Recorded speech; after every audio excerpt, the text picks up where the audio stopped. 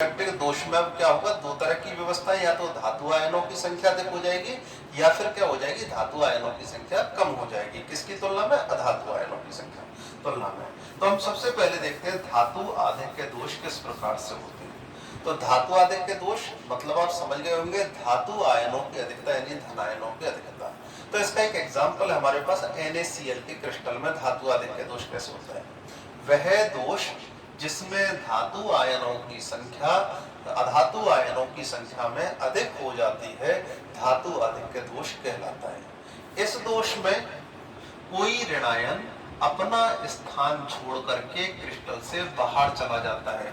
बोलिए यहाँ पे क्या था, एक Cl माइनस क्रिस्टल से बाहर जाएगा, लेकिन जब बाहर जाएगा तो क्या करेगा, अपना इलेक्ट्रॉन यहीं पे छोड़ जाएगा। तो इलेक्ट्रॉन यहाँ छोड़ गया, बाहर कौन निकल जाएगा, क्लोरीन के रूप में निकलेगा, इलेक्ट्रॉन यहीं छोड़ गया। इलेक्ट्रॉन यहाँ क्यों छोड़ के गया है, क्योंकि क्रिस्टल का कुल आवेश कितना रहना चाहिए, आवेश तो 0, आवेश और आयन दोनों अलग चीज है। क्रिस्टल में धनावेश का मान +8 और ऋणावेश का मान कितना होना चाहिए, -8। तो अगर मान लीजिए Cl माइनस के रूप में निकल जाता तो +8 और माइनस आवेश रह जाता -7, तो इसका मतलब +1 का आवेश, तो यह आवेश संरक्षण के नियम के खिलाफ होता। वास्तविकता यह है कि आवेश टोटल क्रिस्टल का 0 होना चाहिए, लेकिन आयन अलग चीज है। आयन तो Na+ है और केवल प्लस है तो आवेश है। आयनों की संख्या कम या ज्यादा हो सकती है, आवेश में परिवर्तन नहीं हो सकता। तो दोबारा देख लें, धनायनों की संख्या ऋणायनों की संख्या की तुलना में कैसी होती है, अधिक। अब देख सकते हैं जब Cl- यहाँ से छोड़ के चला गया, अपना इलेक्ट्रॉन छोड़ के, तो धनायन कितने रह गए, Na+ है हमारे पास अब 8 और Cl- जो है वो रह गए 7। तो पहले अनुपात था 8:8, अब आ रहा है 8:7। इसका मतलब अनुपात बिगड़ चुका है, जिसे कहते हैं नॉन स्टोइकोमेट्रिक दोष। अब आगे की देखते हैं इसमें व्यवस्था। जहां जहां इलेक्ट्रॉन पाए जाते हैं, ये इलेक्ट्रॉन क्या करते हैं, दृश्य ऊर्जा के विकिरण। दृश्य ऊर्जा कौन सी है, बैनी आह पीला, 7 रंगों वाली जो ऊर्जा है वो है। जब इन 7 रंगों की ऊर्जा में से कोई सी भी ऊर्जा के विकिरण इस पे गिरते हैं, तो ये इलेक्ट्रॉन क्या होते हैं, निम्न ऊर्जा स्तर से उच्च ऊर्जा स्तर में चले जाते हैं। कहाँ चले जाएंगे, निम्न से उच्च में, और वापस से उच्च से किस में आते हैं, निम्न में। इससे वस्तुएं रंग दिखाती है। तो इस वजह से ये पूछा जाता है कि क्या कारण है, NaCl को गर्म करने पर यह पीले रंग का दिखाई देता है। तो कारण क्या है, NaCl गर्म करने पर कौन सा दोष दिखाता है, धातु आधिक्य। इसमें Cl- क्रिस्टल को छोड़ करके बाहर जाता है और अपना इलेक्ट्रॉन अपने स्थान पर छोड़ जाता है। यह इलेक्ट्रॉन दृश्य ऊर्जा के विकिरण ग्रहण करके और पीला रंग प्रदर्शित करता है। क्योंकि इस इलेक्ट्रॉन की वजह से रंग प्रदर्शित हुए हैं, इस वजह से इस केंद्र को हम F केंद्र के नाम से जानते हैं। किस नाम से जानते हैं, F केंद्र। कई बार पूछा गया F केंद्र किसे कहते हैं, तो ये F केंद्र का मतलब क्या है, इसका मतलब है फार बेन जेनेटर। फार बेन जेनेटर ये जर्मन भाषा का शब्द है, जिसका मतलब है रंग उत्पन्न करने वाला।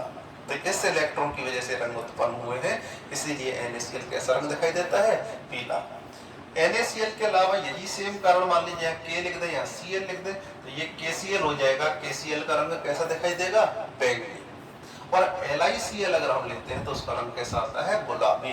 तो ये सब हम इसका कारण बता सकते हैं। कौन सा दोष हो गया, धातु आधिक्य दोष, यानी धातु आयनों की अधिकता हो जाती है अधातु आयनों की। अगर मान लीजिए हम NaCl के स्थान पर जिंक ऑक्साइड का क्रिस्टल ले लेते हैं, जैसे Zn+2 और O-,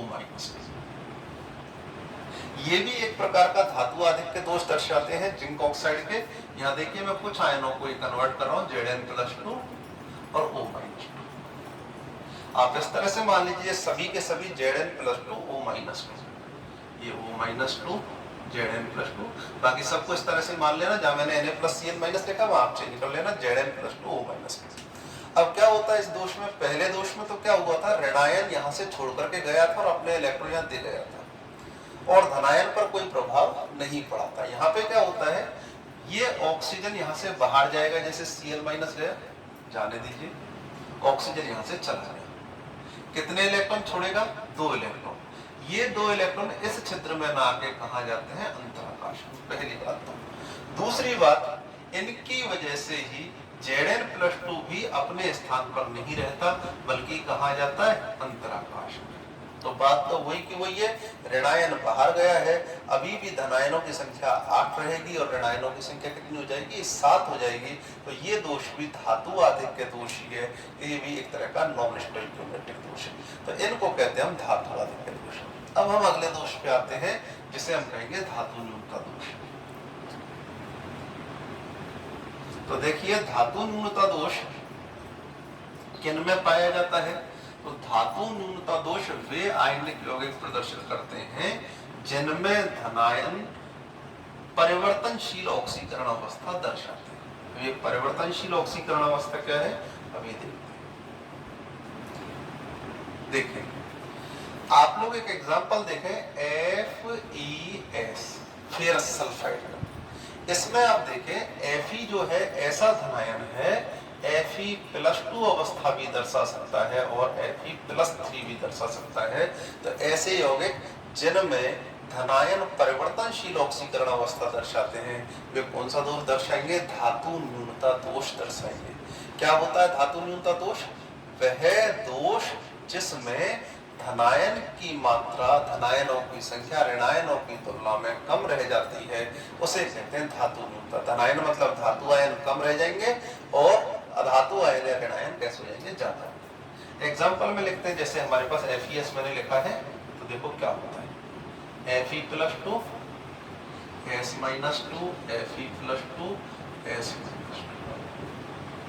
S-2 Fe+2 S-2 Fe+2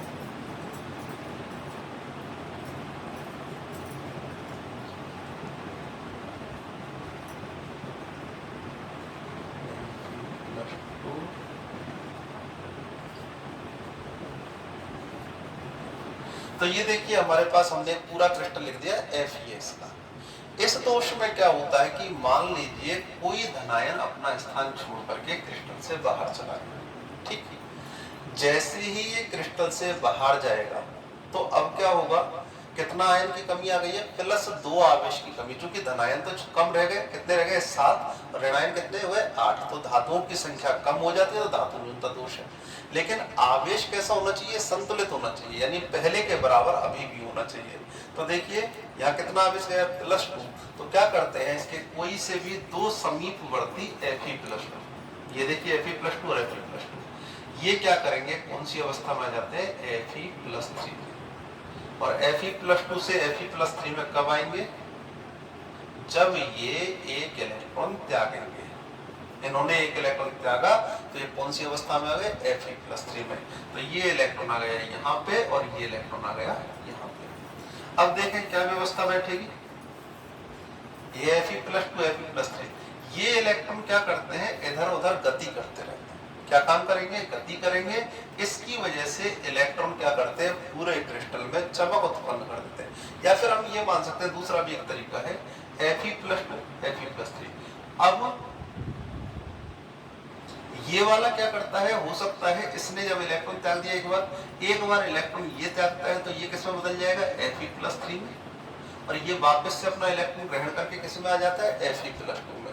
तो इस प्रकार से जो आयन है कभी Fe+2 में कभी Fe+3 में परिवर्तित होते रहते हैं। इससे पूरे क्रिस्टल में चमक उत्पन्न हो जाती है और इस चमक की वजह से सोने की तरह चमकने लगता है। तो जो ठग लोग होते हैं वो इसी FeS यानी फेरस सल्फाइड को सोने के रूप में बेचते हैं, इसीलिए इसको हम कहते हैं मूर्खों का सोना। तो ये हमारे पास तीनों प्रकार के दोष हो गए। इन दोषों में कुछ भी नहीं है, मैं थोड़ा सा रिपीट कर देता हूँ। सबसे पहले स्टोइकियोमेट्रिक दोष थे, जिसमें धनायन ऋणायन का अनुपात निश्चित रहेगा हमेशा, और उसमें शॉर्टकी दोष में धनायन ऋणायन समान मात्रा में बाहर चले जाते हैं। फ्रैंकल दोष में धनायन अपना स्थान छोड़ करके कहाँ जाता है, रिक्तिका में आ जाता है या फिर अंतराकाश क्षेत्र में आ जाता है। अशुद्धता दोष में दूसरा आयनिक यौगिक मिलाया जाता है, जिससे धनायन वास्तविक क्रिस्टल के धनायनों को हटा देता है और उनके स्थान पे स्वयं प्रवेश कर जाता है। नॉन स्टोइकियोमेट्रिक में धनायन या ऋणायनों में से किसी एक का मान ज्यादा होता है तो धनायनों की संख्या ज्यादा होगी या फिर ऋणायनों की। अगर धातु आदिक के दोष है तो ऋणायन बाहर निकलेंगे, अपनी जगह इलेक्ट्रॉन छोड़ेंगे और उसकी वजह से रंग प्रदर्शित होगा। धातु न्यूनता दोष उनमें होगी जिनमें धनायन जो होते हैं परिवर्तनशील ऑक्सीकरण अवस्था प्रदर्शित करते हैं। इस समय कोई एक धनायन बाहर निकलता है तो उसके आवेश को संतुलित करने के लिए अड़ोस पड़ोस के जो धनायन है वो अपनी ऑक्सीकरण अवस्थाओं में वृद्धि कर लेते हैं। तो आज के टॉपिक को हम यही विराम देते हैं। धन्यवाद।